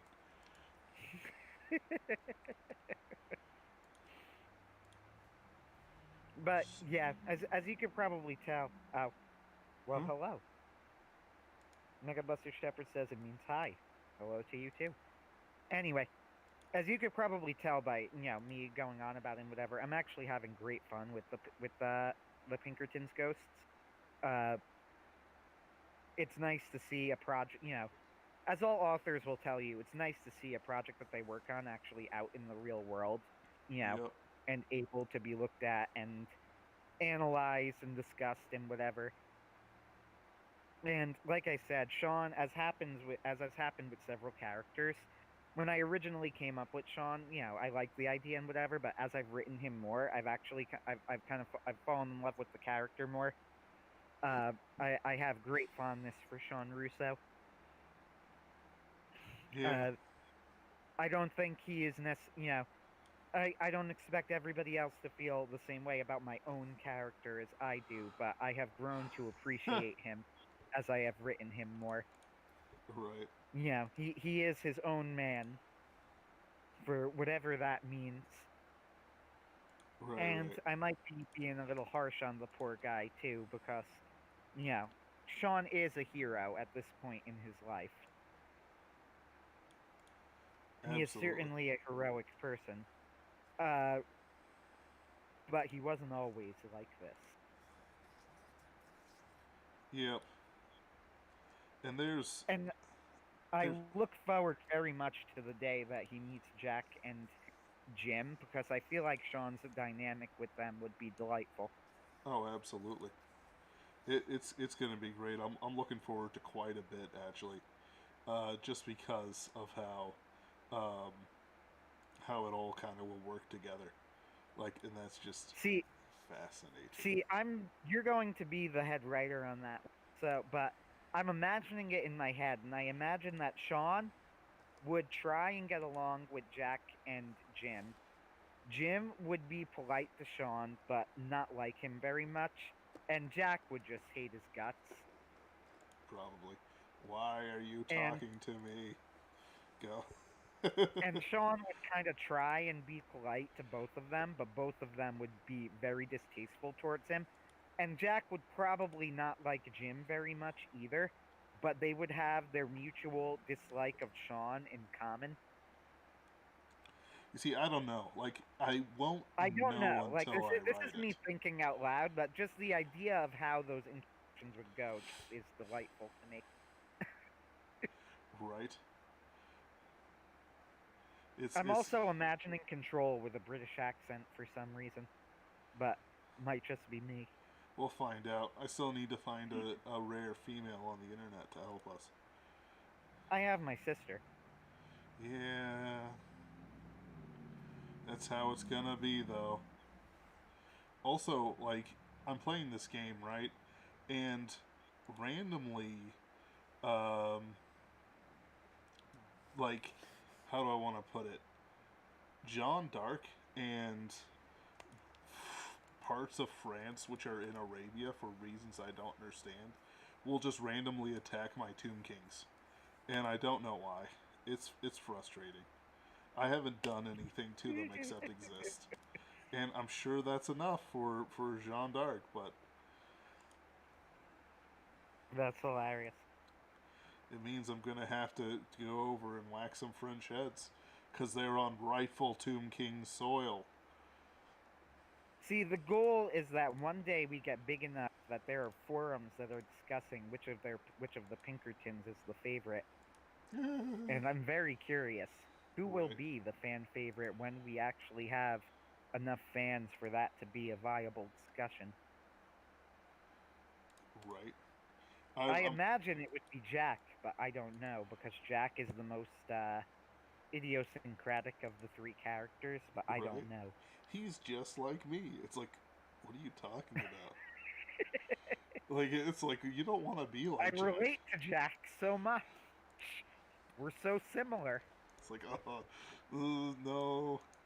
Wow, Jack must be handsome, and like, I haven't even I like. too have set a children's hospital on fire. They refused to give me my happy medication. I just wanted a little more morphine. What's wrong with these people? And then you're in the background going, that's not like Jack at all, actually. Right? You're just kind of there going, and then you think for a moment, you go, okay, actually it is. It is. Yeah, it's And then alright. you go, yeah, no, Yeah. honestly. Yeah. Hmm. I definitely think Ken has been, in some ways, the most impressive Oh, yeah. because because Ken is not a writer, or he wasn't a writer before this. He is now, but Ken was not a writer before this, so I literally had no clue. You need to understand, for people who don't know, writing is a little bit. You see it with acting as well. There are certain people who just can't do it. Yep. Like, I don't say it to be I don't say it to be mean. I say it to You be know, mean. like Ken does or Ben does, but I don't say it to be mean. There are just certain people who cannot write fiction. They have a wooden ear. You know, nothing sounds natural. Yep. And so with Ken, I literally had no clue what to expect from him. It could have been absolutely awful, and that really would not have been that big of a surprise. But as it turns out, Ken just like has a rock solid grasp of the fundamentals of storytelling. Yep. Like he has the, you know, his ABCs down when it comes to writing. I think it helps. Uh, Regabuster Shepherd says, but did the Tomb Kings do anything wrong? They would say no, and I would agree. Uh, so, um, this is all rightful Tomb King soil, and their empire stretched across the earth. Uh, so the thing with Ken is that even though he hasn't had much explicit writing experience, he's had tons of experience working with us, with me and with John C. Wright. Mm-hmm. And that counts for quite a bit. It's a lot of a lot of writing is sort of like pulling out the experiences and figuring things out. But there's also an element of just being around people who can write well. So he's with John C. Wright. He's doing my stories. He's doing John C. Wright's Mm-hmm. essays. And even if he's not like really pulling anything out from them, it's still, him absorbing the information. Like it still has a purpose. It's information that's still there. Yes, with Ken's stories specifically, I mentioned and I me and I've mentioned it multiple times because I am absolutely serious when I say Red Coal Black Shadows is seriously a terrifying story. Oh, it's great. I would say I would say that that is the only Pinkertons that I found like actually terrifying. Like that when I finished the story, I thought back on it and I shivered a little bit because I was like, man, that's just messed up. And of course, it's because it comes from straight from real experience. You can't, you Yep. can't fake that. Oh, absolutely not. Like it's like this. It's like John Scalzi as an example. because he works just so well as all kinds of bad examples. But He does. he does, and it's his own fault. He basically snuck in on the side and said, "I can do Robert Heinlein right," and to his credit, he did. Like, it's not as good as Heinlein, it's not as inspired as Heinlein, but it exists. It's in there. Not much else to do with it. You know what I mean? Mm-hmm. Can't say much more about it either. And so, he does his thing and he does his writing and stuff like that. And all of a sudden, he talks about things like imposter syndrome. Some people who I do not respect him. And he has people who like his novels, but honestly, I don't think these people have read better. Like, he's the example of a middle tier person who can write, and probably has a little bit of a spark or something under his belt. That is, part of it. There's not much else to say about it, though, unfortunately. So, as Ken has left, that pretty much exhausts, I think, the Pinkertons currently as discussion. Yep. I am reading Vox Day. Here is a quote from President Trump today. Speaker 11, you know that it's tradition for previous presidents to go to the next president's inauguration. So will you attend Joe Biden's? President Trump, I don't want to say that yet. Speaker 11, but he is going to be inaugurated. President Trump, I mean, I know the answer, I'll be honest. I know the answer, but I just don't want to say it yet. Speaker 11, is that a yes? President Trump, look, a thing like this possibly has never happened before, but maybe people just didn't catch it. But we caught it. That's ominous. Right. Or exciting, depending on your perspective. And the reveal of 52,000 communist agents on American soil, or with American names. It's like, whoo, things are getting spicy. So, because I don't have much else to talk about right now, since you banned anime discussion, we're going to talk about it next week. Yeah, I was going to say all the good stuff is coming out in a week anyway, so it makes sense. Yeah. But anyway, with that said, I am very, very curious to see what happens next. I have no idea. This is truly like, this is legitimately a great end of season set of events. Like, if you take the plotline theory of 2020 like I do, like, we've got everything. We got aliens, we got all kinds of crazy stuff going on. Finale, baby. Oh, but this is a worthy season finale. So, the answer, of course, or I should say the question is, we'll talk about Sword and Sorcery. I don't know enough about it. Sorry. Yeah, no, we can talk about it. So I could talk a little bit about it. I don't know. You've read Conan. I've read like one Conan story, I think, maybe You've two. read enough Conan. I've read Son of the Black, or what was it? Queen of the Black Coast, and yeah, that might be it actually. It was pretty good though. It was. Like, legitimately, it was. Queen of the Black Coast is amazing. So here's I'll actually bring it up and sort of like pick your mind. What kind of fantasy do you like to read? Good question. I guess epic fantasy. Epic fantasy. But the thing is, though, I don't read those big door-stopping series. Like, I've never read Brendan Sanderson. You know. That's fine. Don't worry about him. I've never read George L.L. Martin. I've read first novel, and I was like, yeah, okay, I don't need to read anymore. I've read Lawhead's Pendragon series, which is great. I've read a lot of Lawhead. You've read His T.H. Kingraven White's. trilogy. Um, What was that? you've read T.H. White's. Um, Oh yes, the Once and Future King.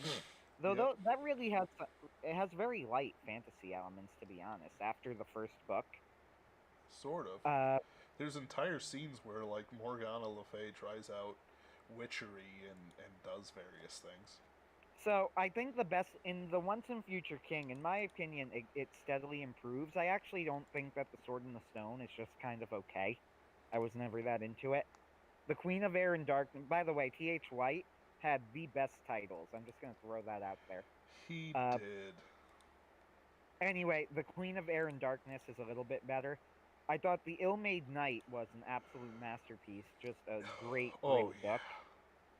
book. Honestly, I would go as far as to say that The Ill-Made Knight is the second best fantasy novel ever written to The Lord of the Rings. Uh, and A Candle in the Wind is almost as good. I found The Ill-Made Knight to be deeply, deeply affecting, though. Yeah. So I think that was a success. I've read Lawhead's Pendragon Cycle and his Kingraven trilogy, which has very light fantasy elements, but they're there if you look, I guess. I've read his Dragon King trilogy, is also quite good. Uh, I read the first 3 books of the Aragon series. You made it to book number 3? Wow.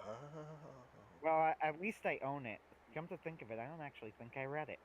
I'm staring at it right now on my bookshelf. So no, never mind. I read 2. Uh, it's not good, but it could be worse, I guess. I read Inkheart, which is a classic children's book, but a classic. Uh, I've read the sequel, Inkspell, which is okay. Inkheart is a book that should not have had a sequel. Yep. Although, to be fair, that would have meant that Cornelia Funk should have ended it a little bit more. She should have ended Dustfinger's storyline with it, and she didn't because she wanted the sequel. But to be honest, the conceit of the book was best for its book. Once you made it to the sequel of the Inkheart series, it's nowhere near as interesting. Entering a fantasy world, that's just the Portal fantasy. They did it in Narnia. There's nothing to it that makes the conceit interesting. Megabuster Shepherd says, I've read the entire Inheritance cycle. Number 1, I concur with Ben when he says oof. And number 2, did you like it? Actually, yeah, that's a good question. I'm curious. Because I thought that Aragon, I am very forgiving towards because he wrote it as a 15-year-old. And honestly, that it hangs together as well as it does, it's pretty impressive. And there are certainly ways for it to go.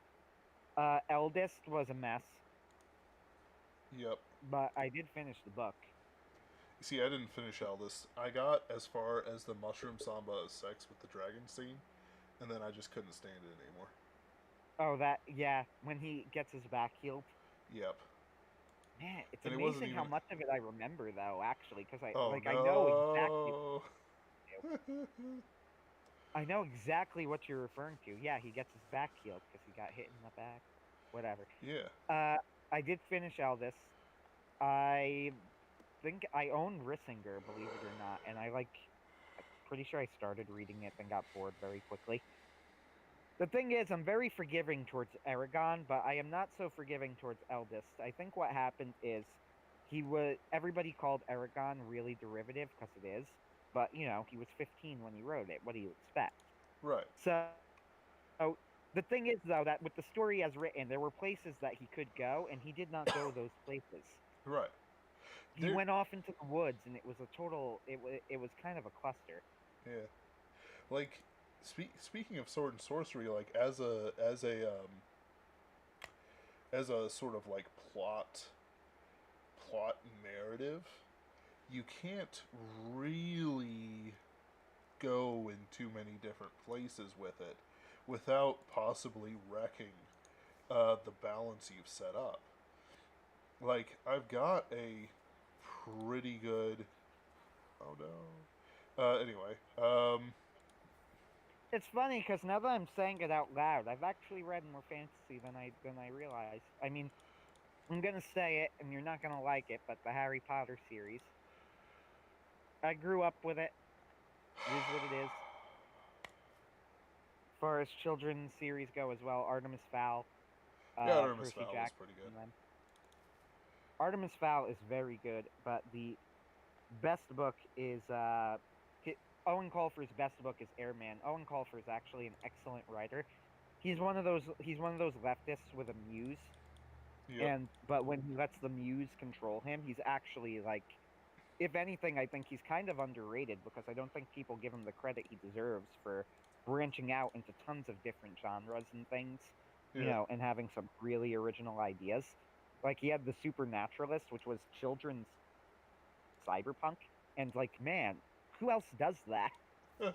And it's a shame, it apparently didn't do well enough to get a sequel because I would have really liked to see one. 'Cause the Supernaturalist was an excellent book, but his absolute best book was like the swashbuckling adventure novel called Airman. Yep. Megabuster Shepard says, "Yeah, I did enjoy it. Has problems, but I really enjoyed the character of Saphira. Kind of wish the entire series was about her. Aragon is a really shallow protagonist." Yep. I suppose. I guess I could cop to Saphira being an interesting character in her own right. Uh, I could certainly agree with Aragon being a very shallow protagonist. Here's my hot take of the day: the movie was not bad. I agree. It was perfectly fine. Gets way Perfectly too much hate. cromulent. It But I was functioned. entertained when I watched it. I thought it was fine as an adaptation of the book. Yeah, I got no. I even though it was fairly quote unquote generic, I actually have very few complaints about the movie. It The like beginning was rushed, but it was rushed in a way where I know why they rushed it, so I'm willing to overlook it. actually the butcher scene was really good though. What scene are you referring to? When he goes in and the butcher's like, "Look at this. You can't afford this. You think you can do it?" And then like he puts away the stone. He pulls out the stone, and the butcher's like, "Wait, where'd you get it?" "Oh, I got it from the mountains. The cursed mountains? You fool! Get them away from me!"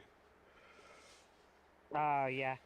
But just how they acted it out just hit just right. Altus did have that absolutely hilarious scene where Aragon's like cousin slash brother kills 100 people in battle, and they're literally running up a mountain of corpses while he strikes them down one by one.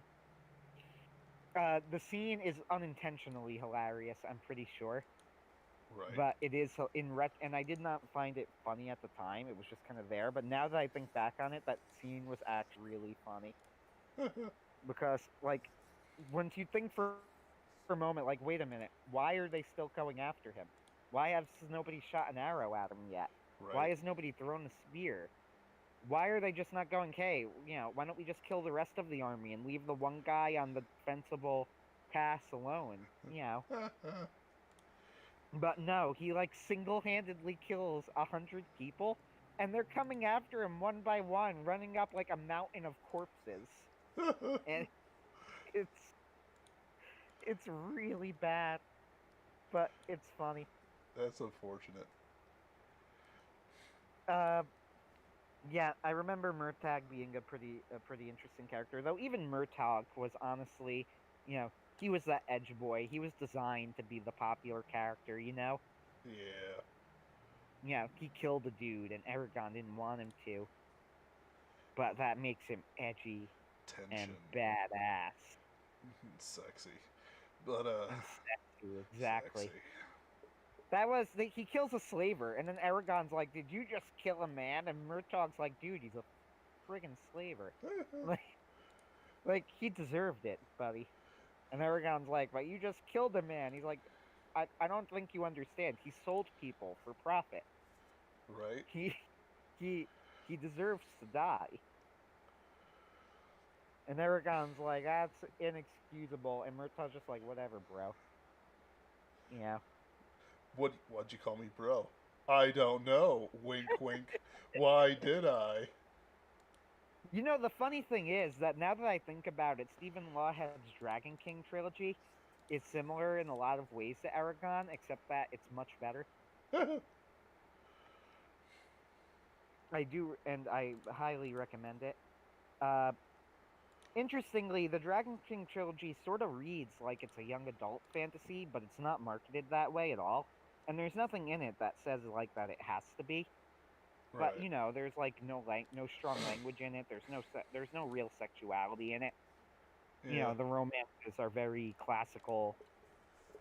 You know, I met the daughter of the princess and I fell in love with her and I won her after a great adventure type thing.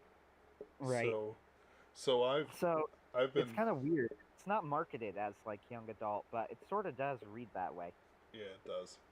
I've been playing around with this idea with David for a sequel of sorts to Sheik of Mars, which has its fans among our group, even though it's the wackiest thing they've ever read. They're like, yeah, no, I it was quite great. enjoyed it. It was very good. So I want to write a sequel to it that's not with the same characters but in the same world, where it's like sword and sorcery except it's like more cyberpunky except Arabian style, and it's basically this guy who falls in love with a princess, except he's like the greediest little mofo you've ever seen. So it's a mix of I love her and I love her money, but I think I love her more. But that money though, and so like he'll go back and forth being paid off, and like my books come together when I get the hero like villain relationship down. And so I always had the idea that this guy would face off against like a Nigerian and an Englishman, because Nigerians are pretty cool. I've never met a Nigerian I haven't liked. And so like they're big, broad chested. They've got like the Nordic physique, except like African. So the idea is have him a literal brick shit house and just like have a cigar, and the hero fights his way through the guards, and he gets there and the guy's like dressed in a speedo and he's exercising, and so like he's sweaty, cut, and the guy's like, ah, who are you? Listen, you're gonna release the princess. He looks at the guards who are rushing in. I see that my guards have arranged for me a special workout. And he like lights a cigar, like sort of thing. I will, crick crick, show you, some, he'll say something cool, and then like throw the guy through a wall, just because he's like, the brick powerhouse that he is. And then let's see, hold on a second. Dragon Riders are admittedly a little bit played out as a concept, to be honest. Yes, yes. They were cool up until Aragon petered out and was no longer popular.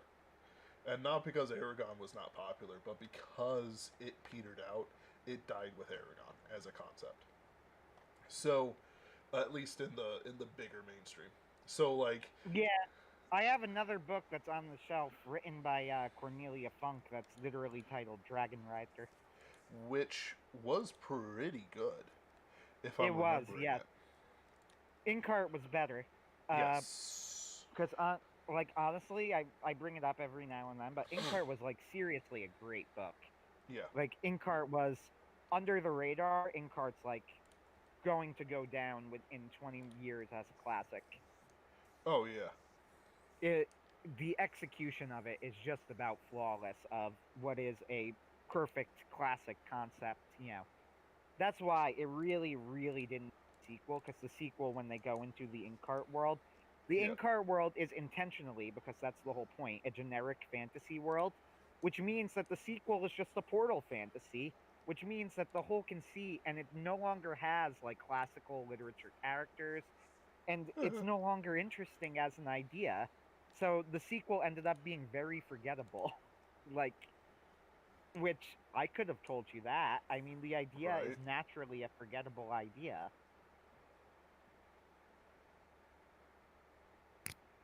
Right. Are you It's there? yeah. I'm here. I'm just Okay, like, because you started to speak and then you stopped. So I no, was I was like, is just my agreeing with you.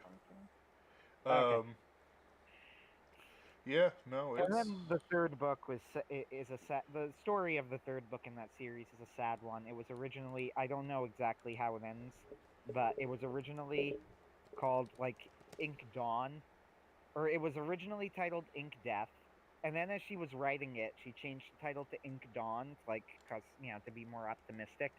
Then her husband died as she was writing it, and the title was actually changed back to Ink Death before publication, that which is is just depressing. yeah. Like that whole thing was like it's like the saddest. Like it's when an author like loses somebody like that, it almost destroys him. Like losing I his think mother she's still killed. writing, by the way. I just haven't been keeping up with her at all, but I'm pretty sure like she's still putting out books at a fairly steady clip. She actually, um, she disappeared for a long while. She did, yes. But like I remember looking her up and seeing like she had a book that had come out, so go figure. Uh yeah, Inkheart's a very enjoyable is a truly great book. I love it. It's it's one of those books to reread. Yeah, but it's not It's just sword and weird. Like sorcery. Inkspell is so weird to me because Inkspell, I know why she made the sequel. You almost feel like you have to. You have a Yeah, book, you have a story about book characters coming into the real world. Now you go into the book world. and it sells But at like the same, gangbusters. what was that? And it sells like gangbusters. Yeah. But at the same time, it's just like, but that idea is just so inherently less interesting. You Yeah, know, like it's especially the idea behind Inkheart is that its characters from a fairly generic fantasy world are in the real world. But that's the whole point, right? yep. Like how would classical fantasy type characters, in this case Dustfinger is, the wandering bard type guy. You have Capricorn is the evil villain with his henchmen. Very standard characters, but now they're in the real world. And now you can also get characters like Long John Silver and Gold and whatever from classical literature into the real world. But once you Yep. bring real people into that fantasy world, all you've written is a portal fantasy, you Yep. know, and it's not really that interesting anymore. Yeah, and it's unfortunate. Like it's I would It's only not a terrible book, by the way. Like, it's certainly passable. I remember being fairly entertained when I read it originally, but not entertained enough to pick up the sequel when it came out, so. eh, I have yeah. read the first two books, but not the third. The other book by Funk that I read Inkheart and Inkspell and Dragon Rider. And she had a book that I read years before called The Thief Lord. And the one thing I remember with The Thief Lord is that ever since I read it, I have wanted to go to Venice. Oh yeah. Because it made Venice. She, I don't know who she writes in German, Funk. Yep. And I don't know whoever does her translations is a genius. Is a genius because she Right. makes her prose just fantastic. And the Thief Lord like made me want to visit Venice.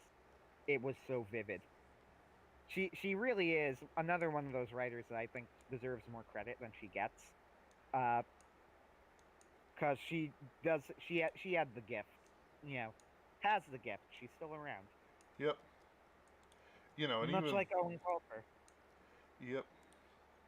Even though she did experience a lot of hardship, she came out of it. Like like a lot of authors just kind of fade away and crack after stuff like that happens. Like I'm it's going to not look her good. up to see if I'm right about her writing currently today. So let me look up Cornelia Funk. The official website. What is the latest news of Cornelia Funk?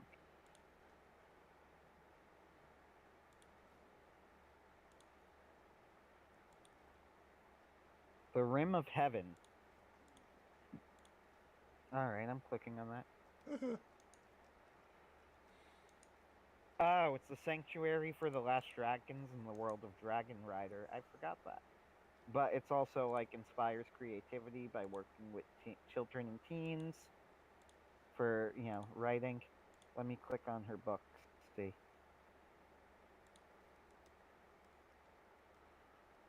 She wrote a book with Guillermo del.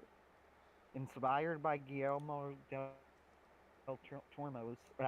Guillermo del Toro's Pan's Labyrinth. Oh, holy crap, that's amazing. She got permission to write a book in the universe of Pan's Labyrinth. that That is actually pretty amazing. I, I'm amazed she even managed that. Let me find Cornelia Funk, Reckless, The Petrified Flesh, Reckless 2, 2013. Blah, blah, blah, blah. Let me find her Infogalactic page so that I could see what her bibliography is, because I want to know what her most recent published novel is. Because I'm curious if I'm right. Like, I thought she was still writing. Yeah! The Labyrinth of the Faun, which is based on Pan's Labyrinth, was published in 2019. So, yes, she is still... She's actively working. Wait, 2019? That's so 2019. recent. Wow. Mm-hmm. Yeah, I'm Yeah, pretty man. amazed. And she has another book coming off. It says announced 2020 German release in her Mirror World series. So her Mirror World series is still releasing. Holy crap, she released a sequel to Dragon Rider? What? What? Right. Tom Simon would be very upset about this because he does not like the modern usage of dragons, but screw it, it was a good book, damn it.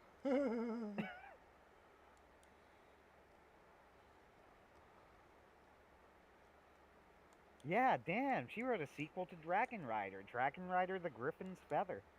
And it's got good reviews, too. 4.7 of 5 with 121 reviews on Amazon. Oh my gosh, I have to get this. That's my childhood. I mean, I wasn't like a huge Dragon Rider fan. I liked Inkheart and the Thief Lord more, but it was pretty good. Right. Wow, that's a blast from the past. Oh man, it's nice to see that she's still writing. Other thing to look up. What is the plot of Ink Death? I want to see how it ends. Right.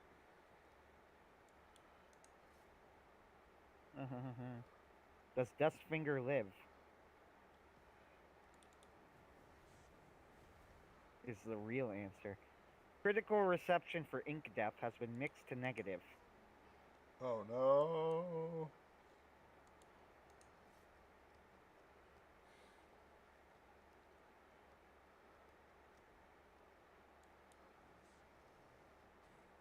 What's weird is that I'm reading the plot, and the plot sounds kind of fun, but... Yeah. I just want to know... Look, I want to know who survives. That's really all I want to know. Because Inkspell ended with them trying to bring Dustfinger back to life.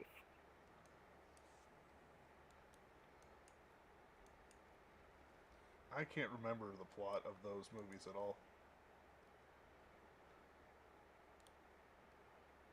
Or those books. I have not read the Warrior Cat series. I'm kind of put off in concept by the fact that it's not written by one person. It's written by a whole bunch of people sharing the pseudonym. And I understand it. It's not like I'll criticize it for that. But also, that's not my game.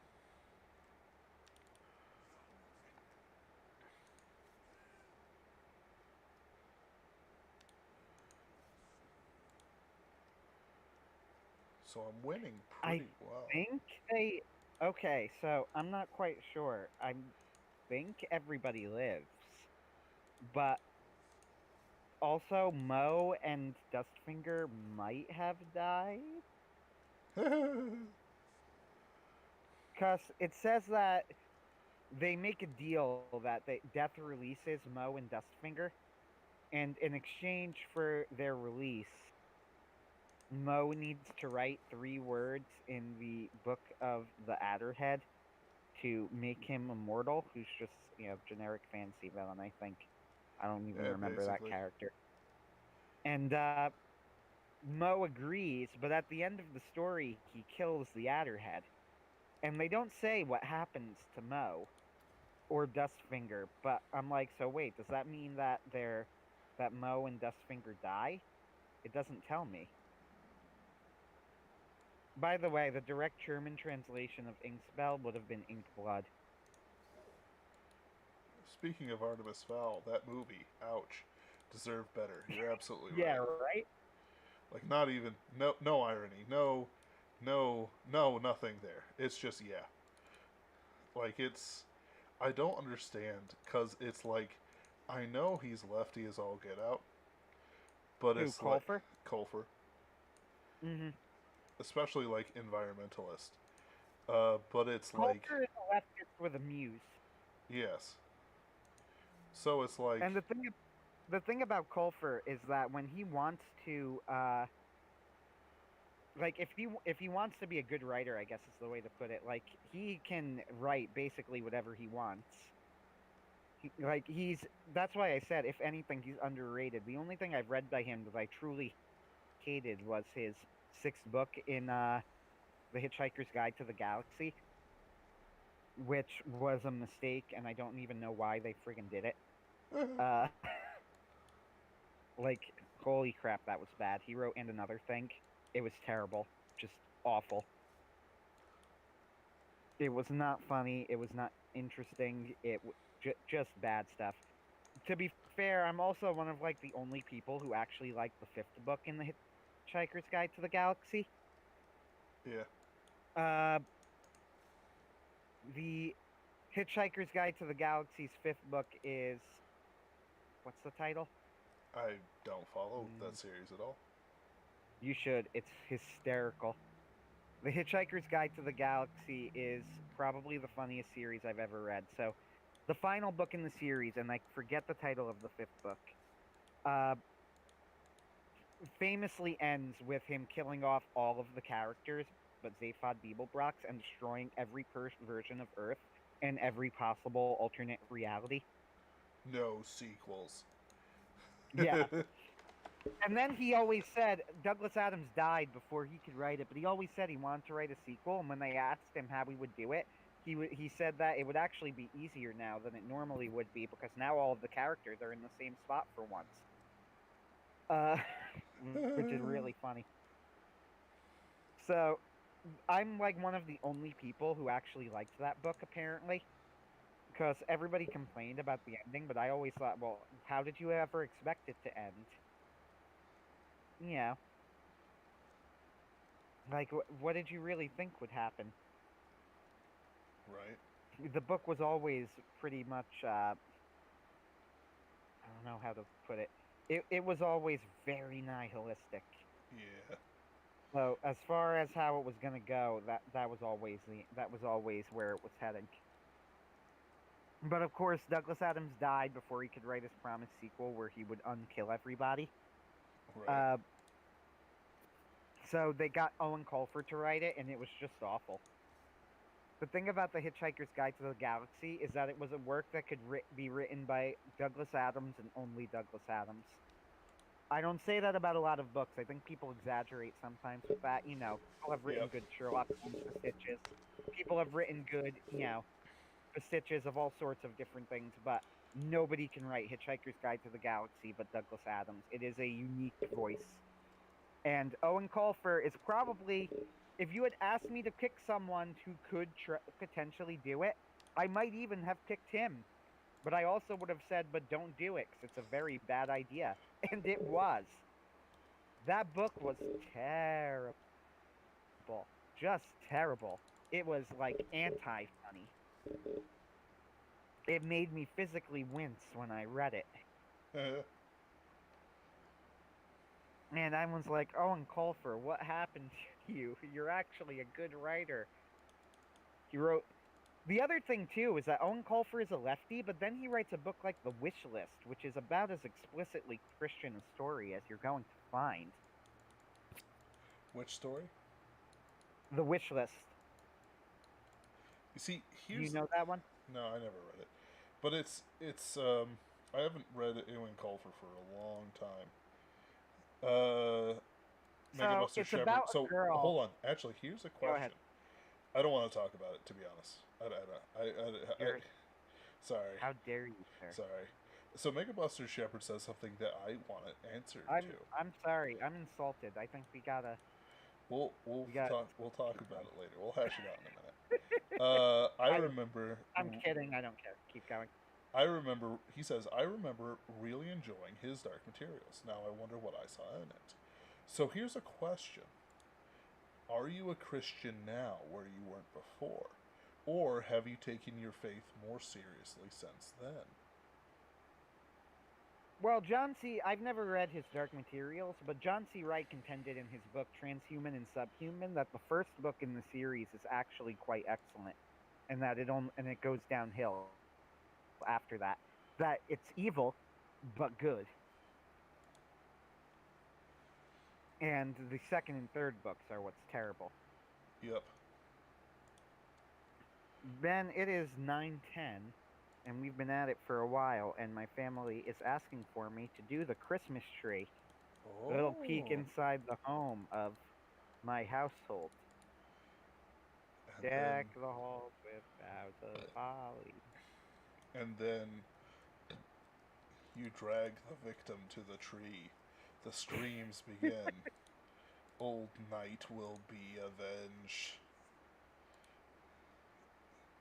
Yeah, I want to give Mega Buster Shepard a second to answer though.